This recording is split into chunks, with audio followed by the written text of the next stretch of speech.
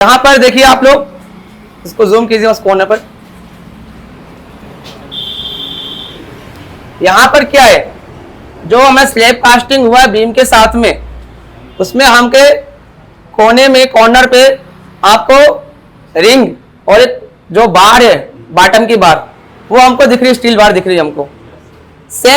Same case हमारा कहाँ पर है, यहाँ पर है। आइए ऊपर आइए कैमरा लेके। अब आप इस कॉलम को देखो, आप लोग ये कॉलम देखा आप लोगों ने। इस कॉलम में क्या है आपका, इस कॉलम में आप देखोगे कॉर्नर पे हमको 3 नंबर्स ऑफ स्टील बार दिखाई दे रही है जो वर्टिकल हमारी, और कॉलम का साइज भी जो है प्रॉपर नहीं है। जब हमने कॉलम को कास्ट किया हमने, तो उसका जो फॉर्म वर्क होता है, वो चाहे स्टील का हो या फिर प्लाईवुड का या एल्यूमिनियम का हो, वो हमने प्रॉपर साइज में लेके नहीं आए। होता क्या है, हम रेंट पे ले आते हैं कॉलम फर्म में, वो कहीं से बेंड है, बेंड होने की वजह से क्या होता है कि ये प्रॉपर उसमें कास्टिंग नहीं हो पाती है। दूसरा कारण ये है, जब हमने इसको कास्ट किया तो हमने इसके चारों तरफ क्या है, कवर जो होता है 25 mm का या 20 mm का, हमने वो कवर इसमें प्रोवाइड नहीं किया। अगर हमने कवर प्रोवाइड किया होता इसके अंदर, तो इसमें ये हनीकॉम्ब नहीं आता। इसको ऑन साइड हम हनीकॉम्ब के नाम से डिनोट करते हैं। अब ये सीरियस इशू है इस बिल्डिंग के लिए।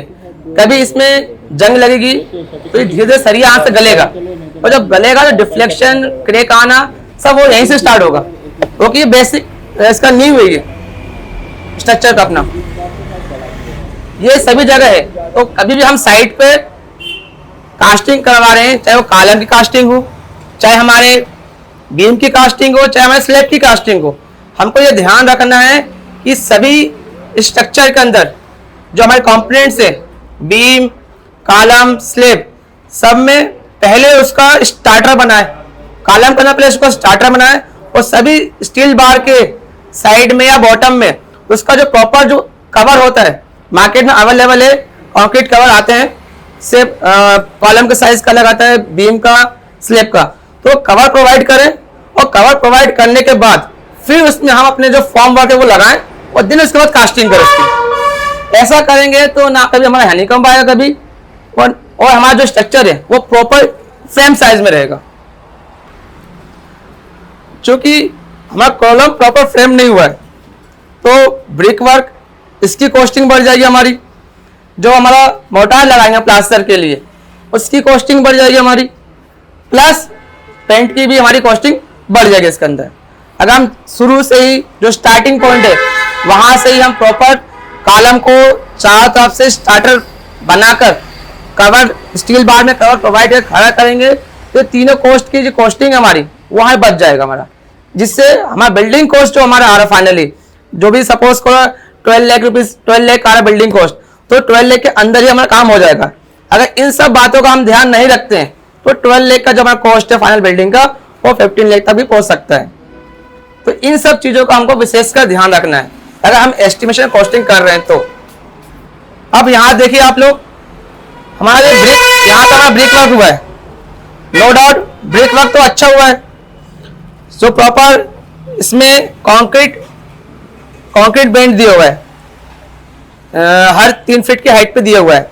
बट क्या है, जो ब्रिक वर्क का जो बैक साइड है उसकी फिलिंग नहीं, उसकी प्रॉपर फिलिंग फिनिशिंग नहीं, जो जॉइंट्स आ रहे हमारे उसकी प्रॉपर फिलिंग और फिनिश नहीं किया हुआ है। इससे क्या होगा, जब हम प्लास्टर वर्क करेंगे तो उसमें क्या है, हमको चुनाई से ज्यादा, ब्रिक वर्क से ज्यादा प्लास्टर वर्क का मटेरियल यूज करना होगा इसके अंदर। तो इसका भी ध्यान रखें कि हमें प्रॉपर ब्रिक वर्क भी करना साइड पर, जिससे हमारा जो प्लास्टर का मटेरियल यूज कर रहे हैं वो कम से कम लगे और फिनिशिंग अच्छी आए।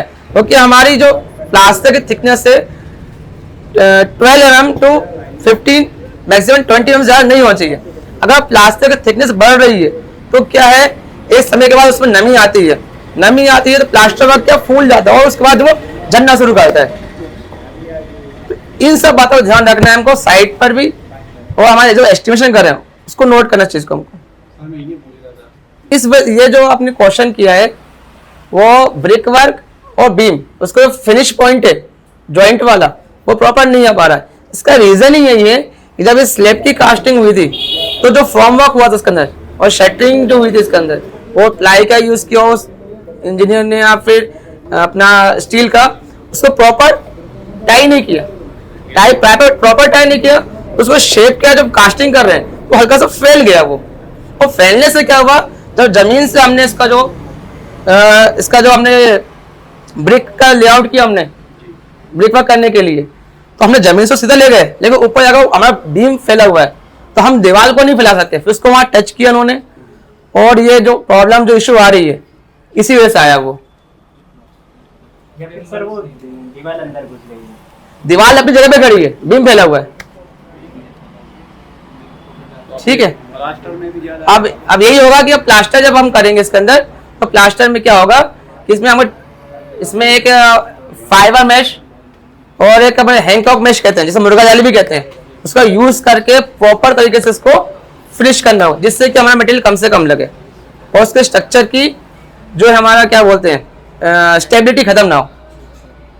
और प्लास्टर वर्क में एक चीज विशेष ध्यान रखना, जहां पर भी हमारे ज्वाइंट्स आते हैं, जैसे कि ये ब्रिक और उस बीम के बीच में एक ज्वाइंट है अपना, ये ब्रिक और ये ब्रिक के कॉलम के बीच में एक ज्वाइंट है हमारा, तो जहां पर ज्वाइंट हमारे आते हैं, तो प्लास्टर वर्क करने से पहले उस पर हमें फाइबर मैश लगाना है, horizontal fibre mesh, vertical fibre mesh, जहां ज्वाइंट आ रहे हैं वो फाइबर मैश लगाने के बाद फिर हमें प्लास्टर करना है।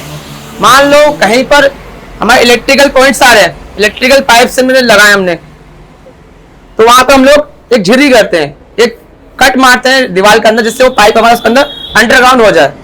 अगर हमने वो पाइप भी लगाया तो उस पाइप के ऊपर भी हमको फाइबर मैश लगाना है। अगर फाइबर मैश नहीं लगाएंगे इस पर तो क्या होगा, तो पाइप क्या हमारा प्लास्टिक का है, तो प्लास्टिक और अपना जो आरसीसी या फिर अपना मोटार है वो आपस में नहीं जुड़ते जल्दी से, तो अगर हम लगाएंगे और वो लग भी गया तो इस समय के बाद क्या है, वो प्लास्टर जो है उस पाइप के जॉइंट से अलग हो जाएगा। और रीजन क्या है, क्योंकि हमने वहां पर फाइबर मैश यूज नहीं किया। तो जहां पे जॉइंट्स आए, इलेक्ट्रिकल पाइप्स आए, इलेक्ट्रिकल पॉइंट्स आए, हमको वहां पर फाइबर मैश का यूज करना है, जिससे हमारा जो प्लास्टर है लॉन्ग टाइम चलते रहे।